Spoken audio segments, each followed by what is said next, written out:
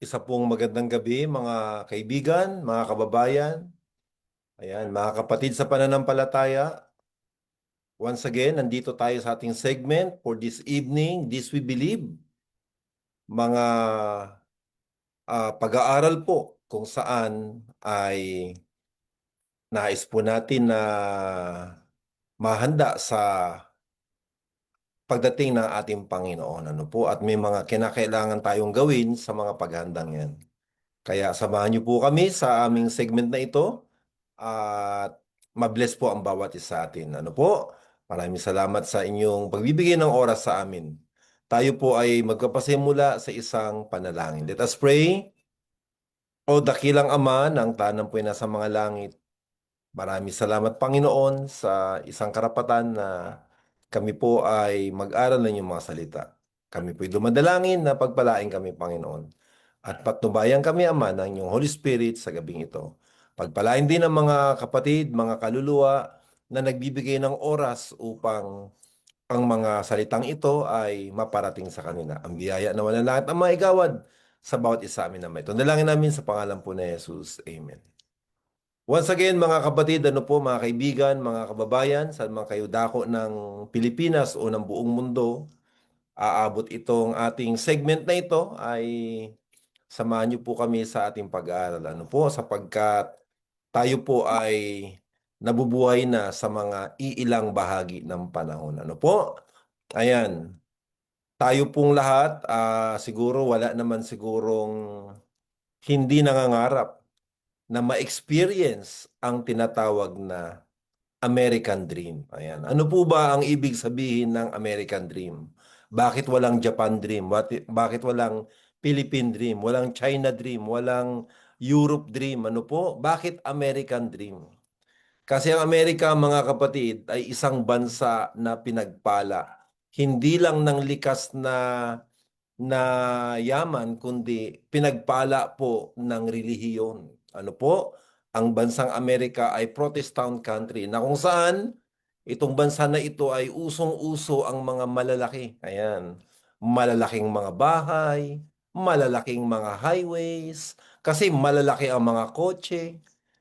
Ano po? At ang mga pagkain ay napaka-abundant na kung saan ang mga tao malalaki rin. Ayan, lahat puro malaki. At ito po ang ninanasa ng buong mundo na maging standard. Ano po? Itong tinatawag na American Dream. At maraming mga tao sa buong mundo na gustong matikman, gustong maranasan ang tinatawag na American Dream.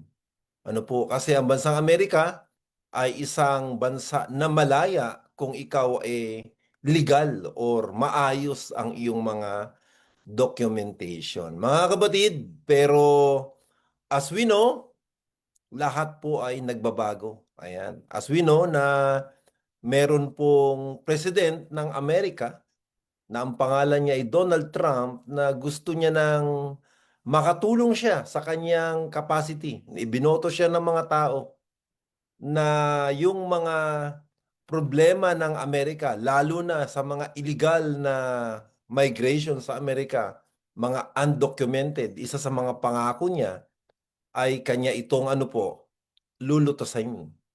Ano po, at ibabalik niya ang trabaho sa Amerika. Ayan, kaya Make America Great Again. Yan po yung kanyang mga American First. Ang priority ng Amerika ay ang kanilang bansa. Bago sila tutulong sa iba, gusto niya na siguraduhin muna yung prosperity ng kanyang bansa. Kaya naglungsad po siya ng iba't ibang mga scheme, ano po, lalo na sa immigration. Ayan. Kaya nga, itong immigration na ito ay matagal ng problema ito ng Amerika. Kasi ang Amerika ay sa border niya na sa baba, no, bandang south, ay napakahaba ng border mga kapatid. We're talking 2,000 plus kilometers. Paano mo babakuran ang 2,000 mahigit na kilometro? Gaano kahaba yan? Mula rito hanggang hanggang Bicol, hanggang Tabaco, 500 lang. Ayan. Mula dito hanggang North, hanggang Cagayan, 500 lang. Pagsamahin mo mula Cagayan hanggang Bicol is only it's only 1,000. Times 2 mo pa. O di ano po, bakuran mo lahat 'yan. Yan po pinag-uusapan niya. Napakaluwang po ng Amerika para bakuran mo at diyan po imposible na walang makalusot. Kaya ang ginawa ni Trump, naglungsad po siya ng matinding panghuhuli na para hulihin lalo na yung may mga criminal record dun sa mga kanilang bansa. At ano po ang naging epekto nito? Ayan, napakalaki po ng epekto nito lalo na sa mga state na hawak ng tinatawag na Democrats kasi dalawa lamang po ang malaking grupo sa Amerika. Ano po? Yung pangatlo naman, yung third force, yung independent, wala naman masyadong boses yun. Ano? Dalawa lang naman naglalaban sa Amerika, yung grupo ng Democrats at grupo ng Republican. Ayan. Kaya nangyari, maraming lugar na naglungsad, ano po, Chicago, iba't ibang lugar sa New York. Pero ang pinakamatinding nagbigay ng matinding epekto ay yung nangyari ngayon sa Amerika. Ano po, yung nagkaroon ngayon ng malaking riot sa kagustuhan ni Trump na hulihin, bawasan yung mga illegal workers ng Amerika ay nagkagulo-gulo na po. Ano po, yung bansang California, lalo na sa Los Angeles, na kung saan sinusuportahan ng mayor, sinusuportahan ng gobernur itong mga illegal immigrants na ito. Mga walang papel. Kasi marami sa kanila ang mga nagtatrabaho na ang sweldo nila ay medyo maliit lang. At pumapayag sila doon dahil wala nga silang papel. Kaya sobrang laki po ng naging epekto nito ngayon na kung saan, ayan na, nagkagulo-gulo na itong Los Angeles. Ano po, nagkagulo-gulo na at kung saan tuloy-tuloy po ang mga ah, parusa ano po ng mga epekto ng mga pangyayaring ito ano po at first time in the history sa Amerika, mga kapatid, na ang tourism ay bumaba ng gusto. Tingnan niyo po yung mga airlines papunta na Amerika, balikan, ano po. Dati-dati nasa 80,000 pesos, balikan yan. Minsan pa 100,000, ano po. Ngayon, 35,000 na lang, 37,000 na lang, back and forth na yan. Ano po, talagang nagmura sila dahil napansin ko nga na talagang kakaunti ang mga turista sa Amerika. No, nung mga nakaraang buwan pa, nung ako'y nanggaling doon, talagang hindi siya ganun karami, lalo na sa mga sikat na lugar sa Los Angeles, sa Hollywood, ayan, yung mga Walk of Fame, dyan sa San Francisco, dyan sa Golden Gate Bridge, ano po, hindi siya ganun karami compared nung unang panahon. Way back mga 2018, 2020, ano po, ganun, napakarami pong turista. Ngayon po, napakakunti. Dahil nga, marami po ang mga takot na pumasok diyan sa Amerika or lumabas dahil pagdating nila sa airport ay maraming mga question lalo na yung mga papel na medyo mali ang pagkakakuha. Kaya mga kapatid, ano po, yung American Dream, yung pangarap ng marami na American Dream, unti-unti ngayon na nagbabago. Unti-unting nagkakaroon ng negative ano po na pangyayari na itong mga bansang ito na dati ay mabait, ngayon ay unti-unting nagbabago at nagiging dragon. And because of this, mga kapatid, expect natin, sabi nga sa balita, ano po, wala lang akong time na ipakita sa inyo, sobrang dami po ng mga American companies ang unti-unti na pong nagle-lay off ng mga trabaho. Lalo na yung mga car industry nila, yung mga Ford, yung mga marami ano kasi yung mga yan ginagawa yan, yung ibang pyesa ginagawa sa labas ng Amerika. Kaya pagdating sa Amerika niyan, dahil may mga tariff sobrang mahal na po. Kaya marami po ang nag-layoff ngayon ng kanilang mga companies, nagbabawas sila ng mga tauhan para mag-survive. Mga kapatid, ano na ang mangyayari sa ating mundo. Ano po? At syempre, lahat ng yan, si Trump ang may kasalanan. Kaya blame Trump. Ano po? Ganyan lagi. Ano po? Laging pag may nangyari sa bansa, ang laging nabiblame yung presidente. Mga kapatid, bakit pinahintulutan ng Diyos na itong mga bansa na pinapangarap ng mga tao na puntahan, pinapangarap ng mga tao na tumira, ma-secured, maayos, eh unti-unti nagkakagulo. Unti-unti na nagiging hindi maganda ang treatment niya. Mga kapatid, sapagkat alam ng Diyos na hindi po pwede na ang mundong ito ay pangunahan ng isang taong makasalanan. Ano po? Kinakailangan ang mundong ito magiging maayos lamang kung mismo ang ating Panginoon ang siyang mangunguna na maging leader. Kung sa tao lamang mga kapatid, lahat po ay merong mga weaknesses na laging nagkikreate ng kaguluhan. Ano po? May mga corruption, may mga weaknesses sa mga tao. Kaya sa buong mundo ngayon, sa Pilipinas, sa iba't ibang bansa, puro makita nyo, puro hindi nagkakasundo ang mga leaders ng mga bansa. At sino laging kawawa niyan? Yung mga ordinaryong mamamayan. Ano po? At hindi pa natatapos doon. Ano po? Yun nga lang, nung nakaraang Friday, ayan, ilang araw, first time, lagi po nating maririnig ang Israel ay nilusob. Laging ganon. Pero this week, iba ang kwento. First time in the history, Israel naman ang lumusob. Nagpadala sa Iran ng 200 mga kapatid na jet fighter. Alam niyo po yung Israel at Iran, meron pong isang bansa in between them, hindi yan magkatabi. Ano po, meron pong isang bansa na nasa gitna nila. Isipin niyo kung gaano kalayo yung Iran sa Israel. Malayo po yan. Pero tumawid ang Israel sa Iran at doon pinasabog ang mga pinaghihinalaan ng mga nuclear facilities. Ano po? Kaya anong ginawa ng Iran? Gumanti naman sa Israel ngayon. Ayan, nagpapabomba sila. Alam niyo po yung mga bomba nila, grabe, thousands of kilometers ang nililipad. Ano po? Kaya napaka napakadelikado ng mga panahon na kinabubuhay natin ngayon kasi high-tech.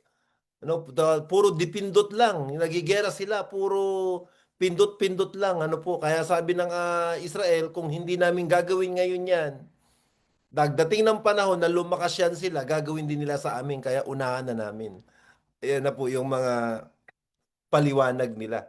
Kaya expect po natin sa mga susunod na mga araw, ay magmamahal na naman ang mga gasolina, mga bilihin, mga pagkain, lahat yan magmamahal na.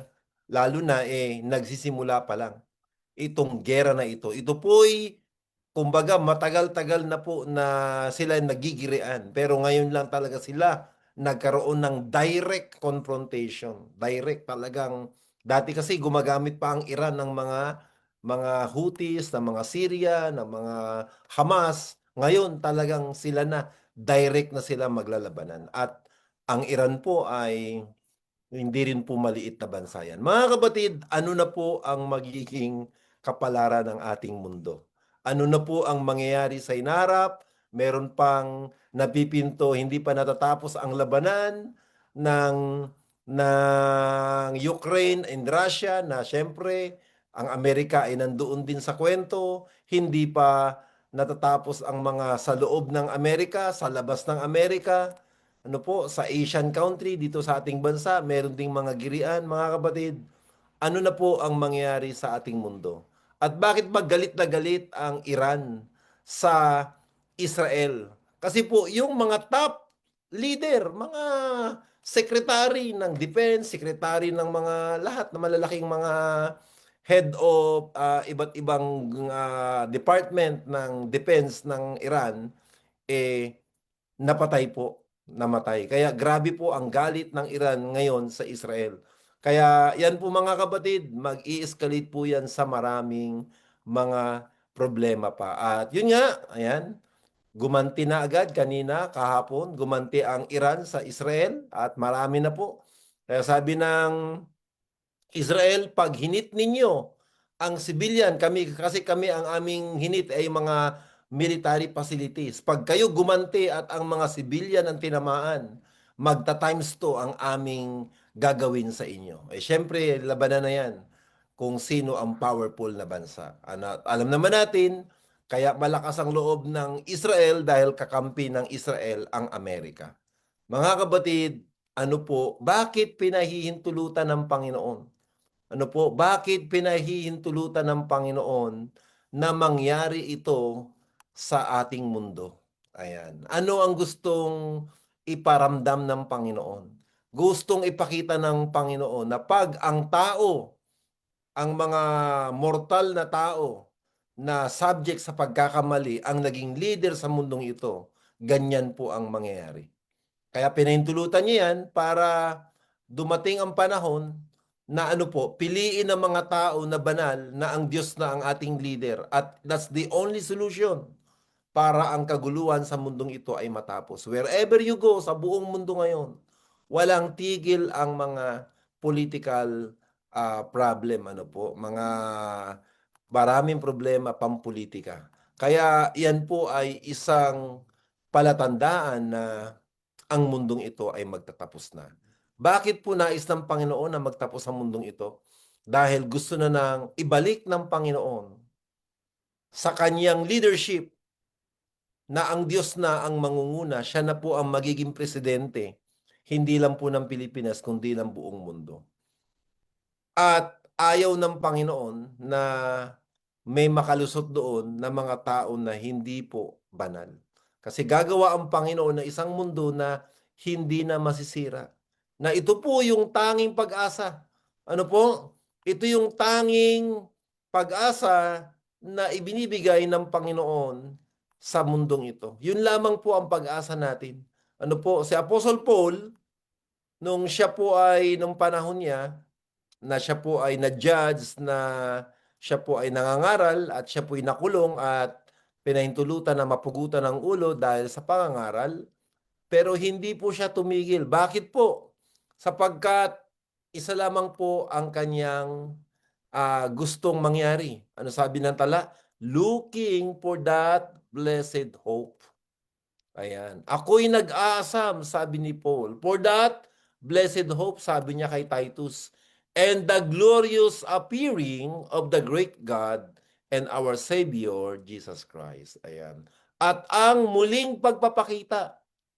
Isipin mo, nung panahon ni Paul, kaaalis lang ng Panginoon papunta sa langit. Kumbaga, ilang taon pa lang. Bagamat hindi nagkaroon ng opportunity na magkita ang landas ni Paul at ng Panginoon. Pero yung mga disciples na kasama ni Paul ay lahat yun ay mga naging disciples ng Panginoon. At itong si Paul ang talagang pinahintulutan ng Diyos na lumipat sa iba't ibang mga bansa dahil because of his lahi. Meron siyang race na half Roman and half Jew. Na at that time, hindi ka tatanggaping mangaral kung ikaw ay, kumbaga, matindi ang discrimination ng araw. Kaya pinili ng Panginoon kasi kung si Peter ang mangangaral, hindi tatanggapin ng mga Hebrews, ano po, ng mga Romans ang mga Jew. Kaya meron silang discrimination. Malaki po ang race issue nung unang panahon. Kaya pinili ng Panginoon half Roman, half Jew, na kung saan dito nakapenetrate si Paul sa iba't ibang lugar because of kanyang estado, yung kanyang kalagayan na Roman ang kanyang father and Jew ang kanyang mother. Ano po? And with that, ay si Paul po ay nasentensyahan na mamatay sa pamamagitan ng pagputol ng ulo. Ngunit itong si Paul ay hindi po natakot. At ang kanyang inasam-asam, akala niya sa panahon niya darating ang Diyos. Pero mga kapatid, nung panahon niya wala pang computer, wala pang mga technology. Ano po? Pero umasam-asam na siya, hindi siya hindi siya nag-wave doon sa kanyang faith na itong blessed hope na ito, kung hindi man sa panahon niya, sa ating panahon, yung kanya pong pananampalataya ay hindi po nasayang. How much more sa ating panahon ngayon na ito na. Nandito na tayo sa pinakadulo. Kumbaga, last part ng history. Kumbaga sa isang pelikula, sa isang libro, nandito na tayo sa conclusion. Makikita po ng ating mata ang mga kaguluhan sa ating mundo. Ang tanong lang, magsusurvive po ba tayo? Kakayanin po ba natin yung mga kaguluhan na ito? Lalo na pag pinag-uusapan, kawalan po ng pagkain, kahirapan. Okay na yung kuan ka ano po? Okay na yung bahay mo maliit, okay na yung ano, basta importante may pagkain ka. Pag dumating ang panahon na wala na pong makain, ngayon pa nga lang ang bilihin ngayon, napakamahal, napakamahal po ng bilihin.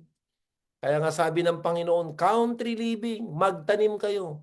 When the buying and selling ay magiging problema, no, magkaroon kayo ng provision ninyo by your own, ano, magkaroon kayo ng small plant na kahit paano meron kayong makukuha pagdating ng panahon. Mga kapatid, handa na po ba tayo sa malaking pagbabago na mangyayari sa ating mundo? Ano po? At ang matindi pa, kinakailangan nating maging banal sa maikling panahon na natitira. Kasi sa pagdating ng Panginoon, ang mga talagang sobrang banal lamang ang sasalubong sa Panginoon. Hindi kinakailangan na ikay sobrang masama. Meron lang tayong chine-cherish na isang maling idea, isang maling kaisipan, sapat na yun para hindi tayo maligtas. Sapagkat ang Panginoon, ang hinihingi niya ay perfection. Ayan. Kumbaga, challenging yan po sa atin. Ano po? Kaya nga sabi ng Panginoon, John 14:1, nung siya ay umalis, papunta sa langit, alam niya ang mga Christian na magpapatuloy ng kanyang mga doktrina, ng kanyang mga prinsipyo, ng kanyang mga example ay dadaan sa mga pagsubok. Kaya nga ano sabi ng Panginoon, let not your heart be troubled. You believe in God, believe also in me. In my Father's house are many mansions. If it were not so, I would have told you, I go to prepare a place for you. Ako'y maghahanda ng tahanan para sa inyo. And if I go and prepare a place for you, I will come again. Ayan. Ako'y muling babalik and receive you unto myself, that where I am, there ye may be also. Ano ang dahilan kung bakit ang Panginoon ay natagalan sa langit? Dahil naghanda po ng tahanan. Ano ang ebidensya na yung tahanan na yan ay gawa na? Ito na. Yung tahanan natin sa lupang ito, unti-unti nang nasisira. Unti-unti nang pumapasok ang maraming kaguluhan. At itong tahanan natin sa lupa na mahal natin, ayaw nating iwanan, unti-unti na itong masisira. Bakit po? Kasi ang tahanan sa langit, yun ang ating ipa-priority. Papaano kung maganda ang bahay mo? Papaano kung ang buhay mo ay maayos na? Ano po? Gugustuhin mo pa ba na umalis sa lugar mo na yan? Iwanan mo? Mga kapatid? Kasi yung mga comfort zone, ayan. Yung mga kapatid natin na komportable na sa kanilang mga bahay, sa kanilang mga buhay, umaasa sila na pag nagkaroon ng kahirapan, sila po ay pakakainin ng Diyos. I-review nyo po. Parang mali yan, ha? Hindi po tayo pakakainin ng Diyos kung wala tayong tinanim. Tayo ay tutulungan lang ng Diyos pag yung tinanim natin, inagaw sa atin. Yung mga tinanim natin, inagaw sa atin, wala kang makain, pero nagtanim ka, ang gagawin ng Panginoon, papalitan yung inagaw sa'yo. Wala ka naman tinanim, anong ibabigay sa'yo ng Panginoon? Ano yun, yung napakaswerte mo, hindi ka nagtanim, pakakainin ka ng Diyos? Mga kapatid, walang ganun. Ano po? Walang ganun. The only way na tayo ay pakakainin ng Diyos kung tayo ay mismo nagsikap din naman sa panahon na maayos pa. Kaya mga kapatid, yung message ng country living, yan pa rin.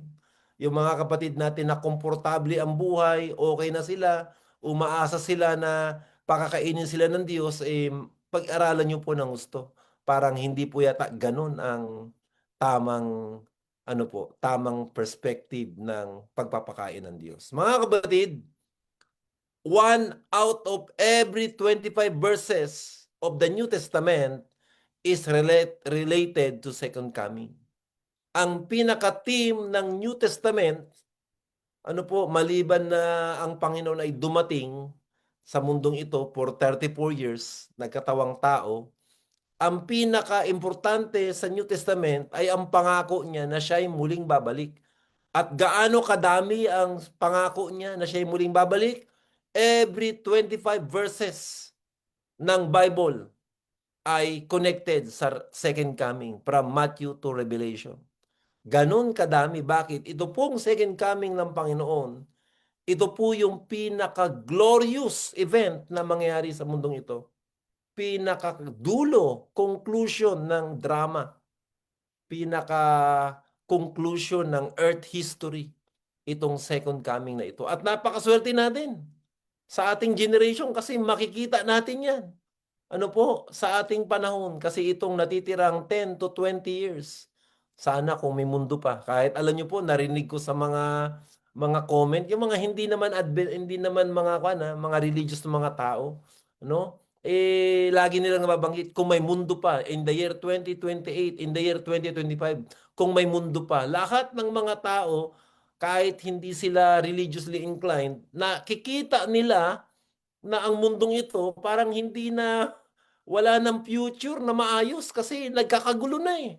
Nagkakagulo ang mga tao, nagkakagulo ang mga bansa. Lahat ng mga bansa ngayon nasa survival mode. Kanya-kanyang bansa, kanya-kanyang presidente, uunahin nila ang kanilang constituent, yung kanilang mga kababayan. Ang problema sa Pilipinas, wala ritong kababayan. Ang inuuna nila ay yung mga pamilya lang nila. Ayan, tayong mga mahirap na mga tao, wala silang concern sa atin. Kaya kawawa naman tayo. Kaya ito lamang po ang ating pag-asa. Kaya nga sabi ng Bible, for God so loved the world that He gave His only begotten Son, that whosoever believeth in Him, kung sino lamang ang maniniwala. Anong ibig sabihin ng maniniwala? Ang ibig sabihin ng maniniwala, iiwanan natin ang ating comfort zone. Susundan natin yung yapak ng Panginoon na nagsakripisyo siya. Napakaraming Christian ngayon, hindi nila maiwan ang kanilang comfort zone. Ano po, napakaalwa ng mga buhay nila, napakaayos at wala silang sa dami ng ating mga bayarin, mga bills, wala na tayong financial na kuan na i-focus sa gawain ng Panginoon. Ano po, kasi na dami na nating mga kuan responsibility. Ayan.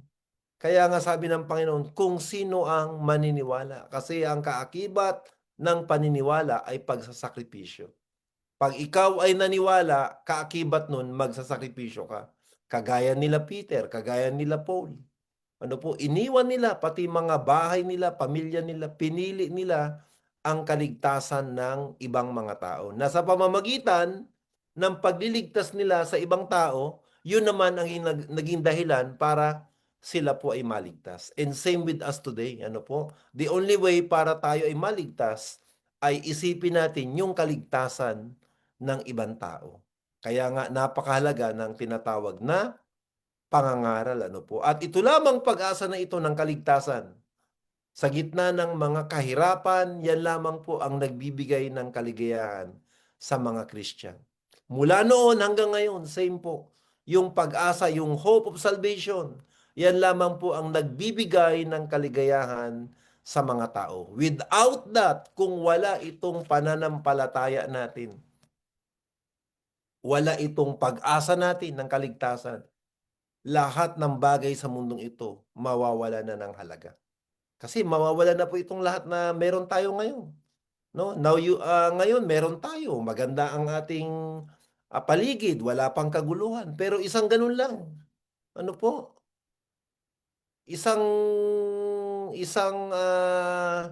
patak lang ng pagkakamali ng mga girian ng mga bansa. Damay-damay na yan. Kampi-kampi na yan. Ano po? Kampi-kampi. Kasi meron silang common enemy. Amerika ang kanilang common enemy. China, Iran, Russia, malalaking mga bansa yan. Ang common enemy nila ay Amerika. Kaya tayong Pilipinas, ang simple lang ang tanong kanino kakakampi? Kung ako pipiliin mo, sa Amerika ako kakampi. Dahil mahirap maging bansa sa komunistang bansa, bawal ang Bible. Mahirap, maganda sa Amerika kasi malaya ka. Bibigyan kanila ng kalayaan kung ano ang gusto mong religion. Basta, huwag ka lang gagawa ng masama. Kaya napakakuan sa Amerika Napakalaya. Ang problema lang, Sa sobrang kalayaan ng Amerika, pinipili nilang maging masama. Sa sobrang kalayaan sa sobrang abundance, sa sobrang malaya, sa sobrang ganda ng sistema ng Amerika, pinipili nilang humiwalay sa Panginoon o sa pagsunod sa kabanalan. Ano po? Kasi grabe po, talamak ang immorality sa bansang Amerika. Kaya mga kapatid, ang sabi ni Paul ay yung blessed hope, yun po yung kanyang, kumbaga, inasam-asam na hindi niya ininda. Bagamat siya ay parusahan na siya ay makulong, mapugutan ng ulo, hindi niya ininda yun. Sapagkat maliwanag sa kanya ang blessed hope of salvation. Na sana mga kapatid, yan din po ang maging atin pong laman ng isip. Ano po? Yan ang ating laman ng isip. Kaya nga sabi ni Paul, I have fought a good fight, I have finished my course, I have kept the faith. Ako'y nakipagbaka ng mainam, natapos ko ang aking gawain. At sabi ng tala, henceforth, there is laid up for me a crown of righteousness. Meron na akong korona ng katwiran, which the Lord, the righteous judge, shall give me at that day, na ibibigay sa akin ng Diyos pagdating ng panahon. At hindi lamang sa akin, sabi niya, dinugtungan niya pa, and not to me only, and unto also them also that love His appearing. Sino itong mga tao na nagmamahal sa pagdating ng Panginoon? Ito po yung mga religion na ang pangalan ay Seventh-day Adventist. Sinong totoong Adventist ito? Yung mga Adventist na ginagamit nila ang kanilang pera sa gawain. Ano po, yung nagmamahal sa kanyang pagdating. Hindi yung nagsasabi na, Lord, wag ka munang dumating. No, i-delay mo muna ang iyong pagdating kasi marami pa. Yung mga anak ko hindi pa tapos mag-aral, meron pa akong pinapagawang bahay, napakarami pang project, marami pang mga bagay sa mundong ito. Mga kapatid, pag mahal natin ang Panginoon, gagamitin na natin ang lahat ng talent na meron tayo. Ano po yung mga talent na yan? Influence. Ano po? Money. Lahat na ng talent na meron tayo, gamitin na natin. Ano po? Lalo na, napakaswerte nga natin, yung mga broadcast ngayon, madali na. Medyo nagbabayad pa rin tayo ng internet, pero hindi na ganun kamahal. Pag sa television tayo, napakamahal mga kapatid. Kaya itong mga bagay na ito, makakatulong ito para i-share. Ang problema, magsisend ka na nga lang ng link sa mga kaibigan mo, nahihiya ka pa. Ha? Pag nagkagulo-gulo, pag nagkahirap-hirap na ang mundo, wala ng internet, doon mo maiisip, ay sayang. Ha? Kasi pagdating ng panahon, mga kapatid, itong internet na ito ay matitigil ito. Ano? Kaya hanggat ngayon, uso pa, gamitin na natin ang opportunity ng pag-share ng message na ito. Mga kapatid, ang pagdating ng Panginoon ang pinaka mahalaga. Pero madali po bang sumalubong sa pagdating ng Panginoon? Hindi po. Hindi po madali. Kasi merong twist. Alam ni Satan na ang pagdating ng Panginoon ang pinaka-importante na dapat makapaghanda ka. Anong layunin ni Satan? Kinakailangan dumating ang Diyos na hindi ka makapaghanda. That's all. Yun lang ang talagang trabaho ni Satan. Kaya sinong gagamitin ni Satan para ang mga tao ay hindi makapag-prepare? Ano? Ano ang mangyayari? Number one, ano sabi ng Panginoon? Take heed that no man deceive you. Mag-ingat kayo na walang dadaya sa inyo. Sino po ba ang potential na dadaya sa atin? Dadayain po ba tayo ng mga maling religion? Dadayain ba tayo ng mga scammer dyan? Hindi tayo madadaya. Sino ang dadaya sa atin? For many shall come in my name, saying, I am Christ, and shall deceive many. Marami ang darating at marami ang madadaya. Ano po? Ang labanan sa huling panahon ay deception. Sino ang number one mandaraya sa mundong ito? Mga kapatid, sad to say, ano po? Ang number one mandaraya ay yung mga tagapagturo ng Bible. False prophets and false pastors will try to deceive everyone. Ayan. Sabi nga ng tala, for there shall arise false Christs and false prophets and shall show great signs and wonders. Ayan. Ang number one, ang pinaka-twist, kaya sa huling panahon, marami po ang madadaya. Ang gagamitin, ano po? ay mismo yung nagtuturo ng Bible.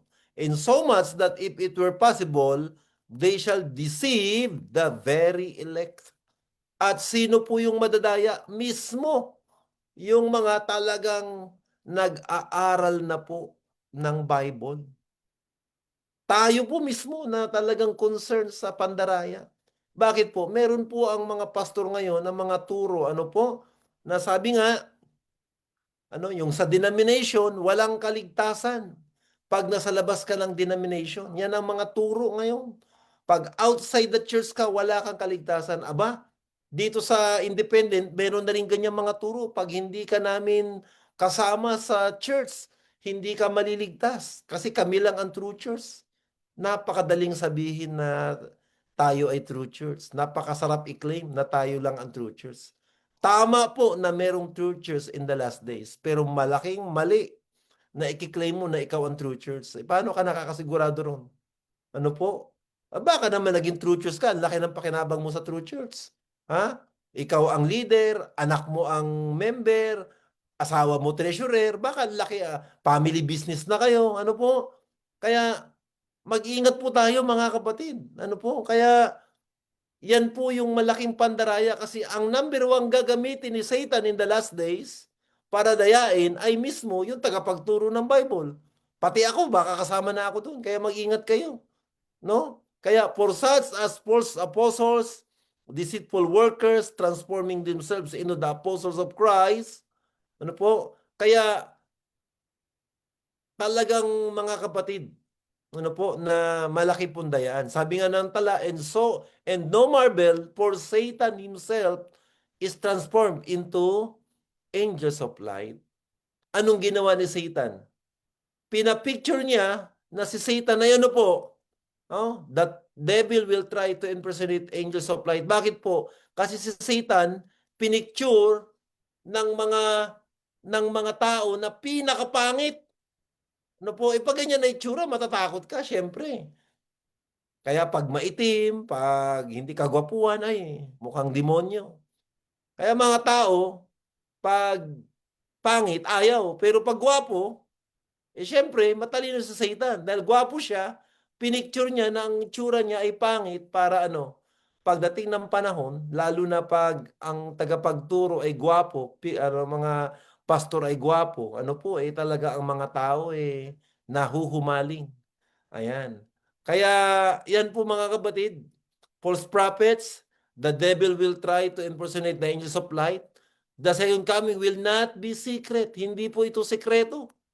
Ito po yung magiging hayagan. For the lightning cometh out of the east, and the shineth even out of the west, so shall also the coming of the Son of Man be. Hindi po ito tago o tinatawag nating secret rapture kagaya ng tinuturo ng ibang religion. Sabi nga, every eye will see Jesus as He's coming.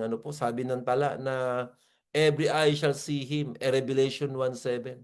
No, lahat ng actually bago pa siya makakarating mararamdaman na natin 'yan. Kaya lang because of the material things na dinadala ang tao sa tinatawag na ah, presumption, ayan.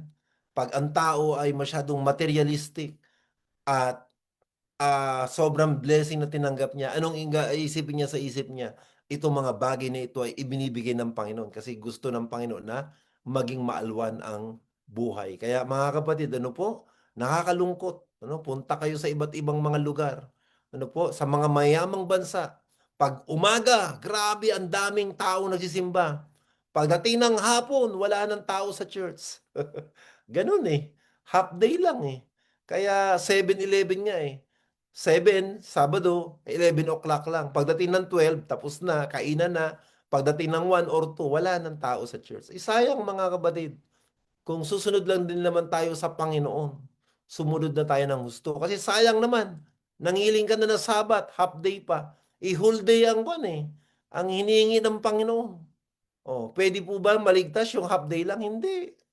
Magsimba ka lang din naman, lubos ikaw mo na. Paano kung magsisimba? Yung mga kabataan doon, naglalaro lang din naman. May problema ang sistema pag ganun. Bakit ang program ay paglalaro? Napaka-importante na mag-aral pag Sabado at hindi maglaro. Ano po, hindi mag-awitan ng awitan ng awitan. Ayan. Kaya yan po ang mga program ngayon sa iba't ibang lugar. Busy-busy ang mga tao. Kakaawit, kakaawit. Alam niyo po yung awit na yan, maganda yan.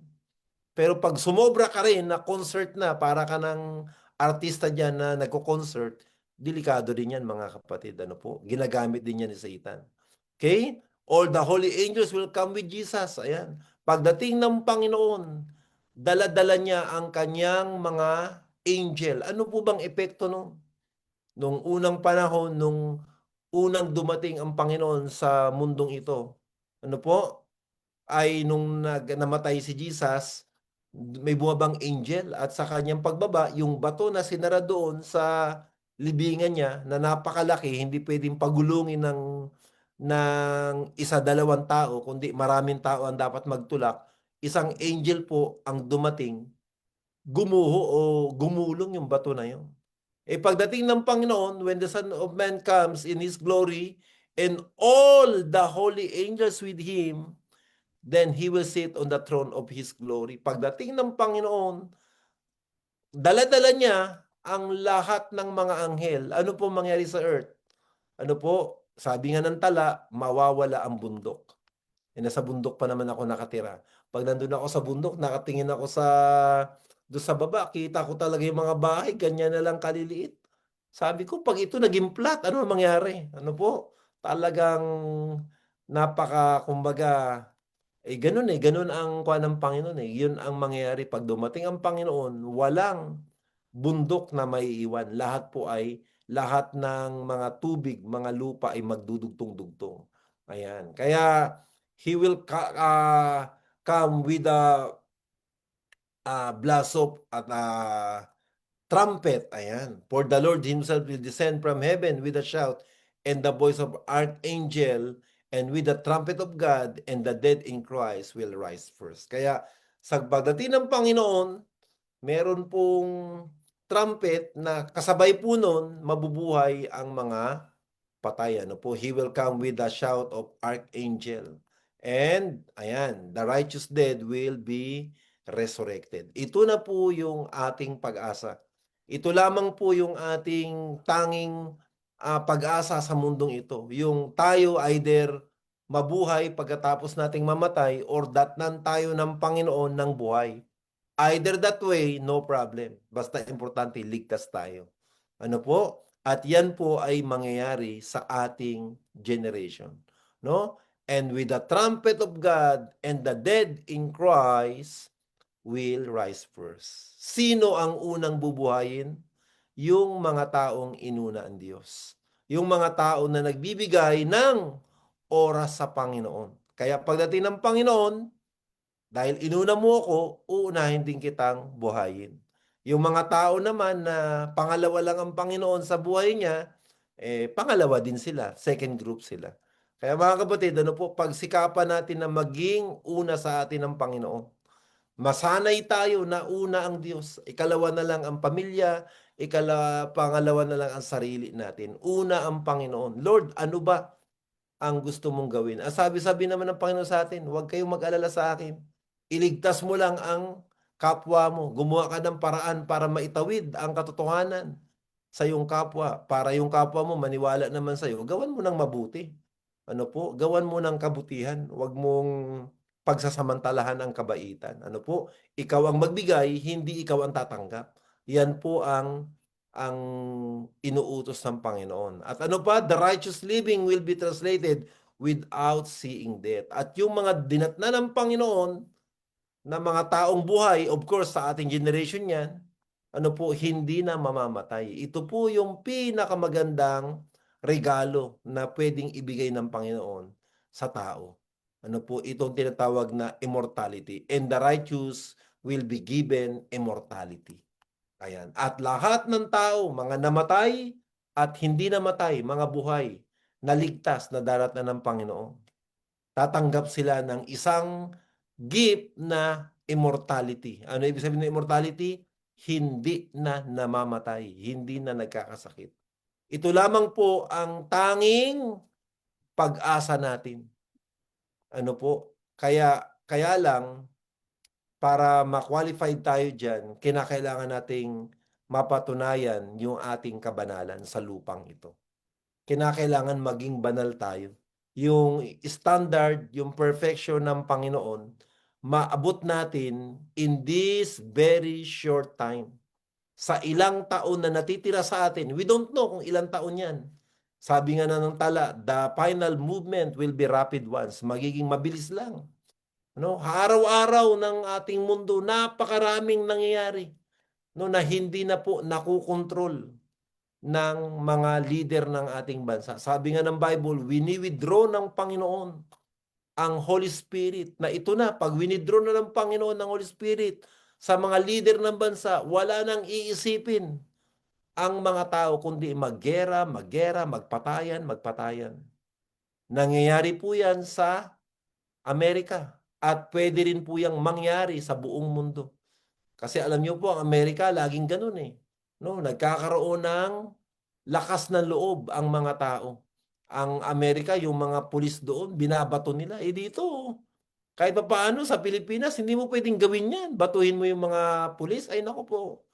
Yari ka dahil dito ang mga tao identified. Doon kasi sa Amerika mukha pareho mga mukha nila iba-iba eh. Dito sa Pilipinas pag nasabi sino bumato ng pulis? Ayan, sige nito puntahan ka ng pulis. Hindi mo pwedeng gawin 'yan. Sa Amerika, mga kapatid, grabe po. Grabe ang kanilang kumbaga lakas ng loob. At mangyayari po 'yan sa iba't ibang lugar pag survival na ang pinag-uusapan. Pag survival na ano po. Kaya ayan, darating ang Panginoon at sa kanyang pagdating ay bubuhayin niya una ang mga namatay sa Panginoon. Mga kapatid, ito lamang ang pag-asa natin sa buhay na ito. Without this message, kung wala itong pangako ng Diyos, ano po, talagang tayo po sa mundong ito ay mai-stress. Tayong lahat ay malulungkot kasi walang solution. Walang solution itong problema natin. Pero palibasa, meron tayong pangako ng kaligtasan. Ayan. Yung mga tao na gumagawa sa atin ng masama, pinababayaan mo na yan. Yung mga taong nagnanakaw sa'yo, hayaan mo na yan. Ang mahalaga ay hindi ikaw ang nagnanakaw. Ano po? Kaya mga kapatid, kinakailangan natin na mamuhay ng kabanalan. At inaasahan natin na sa darating na panahon na yan, ano po, yung mga namatay ay muling mabubuhay. Ayan, yun yung pangako ng Panginoon. Ano po, yan yung ah, pinakamasaya. Ngunit, kung masaya yung mga naging banal, ayan, ano naman ang mangyayari sa mga hindi naging banal? Nagwalang bahala. Ayan. Kaya sabi ng tala, the heaven departed as a scroll when it is rolled together, and every mountain and island were moved out of their place. Ayan. Magkakaroon ng malaking shaking. And the kings of the earth, and the great men, and the rich men, and the mighty men.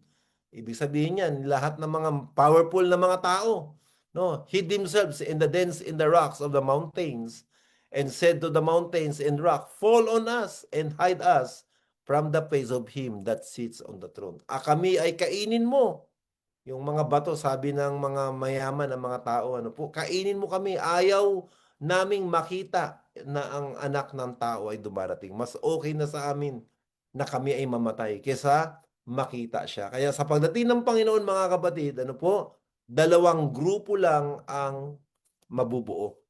Isang grupo na sumasalubong sa Panginoon, isang grupo na ayaw dumating ang Panginoon. Saang grupo tayo nandoon? For the great day of His wrath is come, and who shall be able to stand? Napakaganda po ng tanong.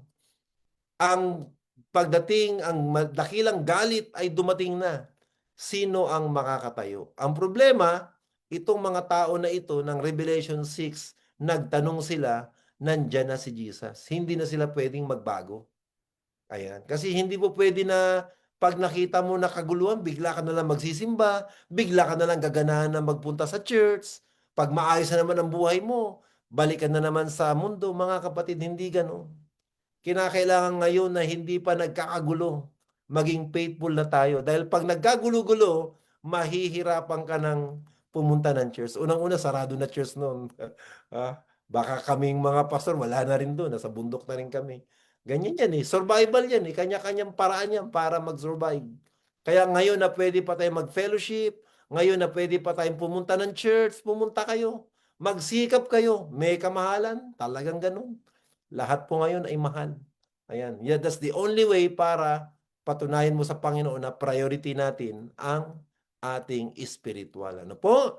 And the great earthquake will destroy the earth. Kaya nag-start ang mundong ito ng malakas na lindol, matatapos ang mundong ito sa isang napakalakas na lindol.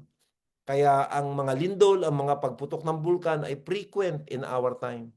Kaya kita nyo, ano, sa Canlaon ngayon, sa Negros, grabe ang usok, tuloy-tuloy ang pagputok ng bulkan. Ang daming bulkan sa Pilipinas, mga kapatid. Alam niyo, may mga bulkan sa Pilipinas, interconnected yun sa ilalim, dugtong-dugtong yan. Kaya nga sabi nila, itong ating Asia, Ring of Fire ito, karugtong ito ng Japan eh. Sa Japan, ang daming bulkan eh. Magkakarugtong ito, Ring of Fire. Na pag pinintulutan ng Panginoon, nabuksan yung mga bulkan na yan, ay talaga naman. Talagang hindi pa, wala pang bomba, bulkan pa lang, tunaw na ang Pilipinas. Ano po? Kaya yun po mga kapatid, all sinners will be slain. Mamamatay lahat ng mga tao na hindi tumanggap sa Panginoon. Yung mga hindi po pinili nila na maging banal. Ano? And sabi nga ng Bible, all the tribes of the earth will mourn. At lahat ay iiyak. Ayan. Bakit sila iiyak? Dahil wala silang oras para baguhin ang kanilang sarili. Too late for them para magbago. Too late for them para magsimba. Too late for them para magpakabanal. Ano po? Gusto man nila maging banal, kaya lang huli na. Kasi ang nasa puso na nila, yung takot na eh. Kaya ngayon po na hindi pa masyadong magulo ang ating mundo. Mahirap pa lang naman ang mundo natin, hindi pa magulo. Meron pa tayong opportunity na lumapit sa Panginoon. Dahil ilang panahon na lang itong peace na tatamasa natin. Hindi natin alam sa mga susunod na araw kung ano na naman ang mga pasabog na pwedeng mangyari na yun nga, hindi na natin ine-expect. Ano po, hindi natin ine-expect na bigla na lang magugulo, bigla na lang may bobomba, bigla na lang may isang bansa na ano po, gagawa ng mga mga decision na maaapektuhan ang buong mundo. Ganun po yan eh. Hindi natin kayang pigilan yan. Ano po? Kaya nga sabi ng Bible, watch therefore and pray always that you may be counted worthy to escape all these things that will come to pass. Kayo ay manalangin at maging karapat-dapat kayong makascape dito sa darating na kaguluhan na ito and to stand before the Son of Man. Kaya mga kapatid, ano po? Tayo po mga Christian, ano po, ay meron tayong malaking advantage. Ayan. Sabi nga, nung kami ay kumukuha ng mga dugo doon sa ginawa nating mga gawain, ano po, marami po mga tao ayaw mag-check ng kanilang health. Natatakot sila na pag chinek yung kanilang mga dugo, baka matagpuan nila may mga sakit sila. Ayan, tanong ko, kung hindi mo malalaman na ikay may sakit, mawawala ba yung sakit mo? Hindi rin naman. Lalala pa nga eh. Kinakailangan mo malaman para at least may panahon ka pa na baguhin. Baka hindi pa malala. Maraming mga tao, ganun ang kalagayan eh. Both physical and spiritual. No? Ayoko malaman kasi natatakot ako. Hindi po mga kapatid. Mas magandang malaman natin yan. Para may oras pa para tayo ay maghanda. Kasi hindi naman yan mawawala. Kung sasabihin ng pag-asa, merong bagyo na darating. Signal number 5. No? Ano pong mas maganda? Nalaman mo may bagyong darating o hindi mo alam na may bagyong darating? Kung hindi mo ba alam na ang bagyo ay darating, signal number 5. Ayan. Ang bagyo po ba iuurong? Hindi rin naman eh. Talagang tatama pa rin naman yan. Ano po? Kaya mas maganda na malaman na lang natin ito. Hindi para takutin tayo. Para ano po? Para tayo ay makapaghanda. Ano po? Ating tanungin ang ating puso't isipan, Lord, ano ba ang aking priority? Ano ba ang aking gusto sa buhay na ito? At tingnan natin kung tayo ay nabubuhay sa comfort, nabubuhay tayo sa selfishness. May oras pa mga kapatid para tayo po ay magbago, ayan, at magsisi. At nawa makita natin na itong mga signs of the times na ito ay mga palatandaan na ang mundong ito ay wag na nating mahalin. Ang mundong ito ay pagulo ng pagulo, pasama ng pasama, ang mga tao puro selfish. Ano po, na kung saan hindi tayo nabibilong sa mundong ito. Yun lang naman yun eh, hindi tayo kabahagi. Hayaan nyo sila diyan kung anong gawin nila. Basta tayo, maghahanda tayo sa pagdating ng Panginoon. Baguhin natin ating sarili at magsisikap tayo na i-share ito sa mga tao na hindi pa nakakaalam. Kasi I firmly believe maraming mga tao, mga kapatid, na naghahanap ng kaligtasan. Hindi lang nila alam kung saan sila pupunta. Maraming salamat po mga kapatid at sana na-bless po tayo. Mag-ingat tayo. Ang ating mundo ay pasama ng pasama, pahirap ng pahirap. Hawak lang mga kapatid at sikapin natin na gumawa tayo sa ikaliligtas ng ibang tao. Maraming salamat po at pagpalain tayo ng Panginoon sa gabing ito. Tayo po'y manalangin mga kapatid. Maraming salamat Panginoon sa mga katotohanan na ito.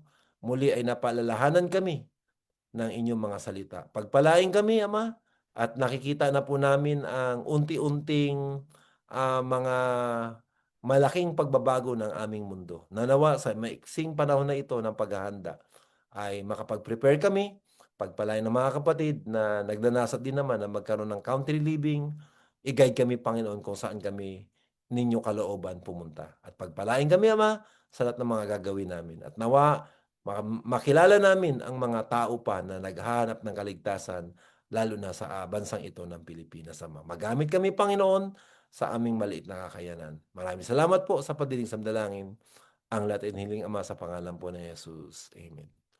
Maraming salamat po mga kapatid at pagpalain tayo ng Panginoon sa katapusan po ng June. Ano po, itong month na ito ay meron tayong fellowship. Ano po, magkita-kita po tayo. God bless po and magandang gabi po sa bawat isa.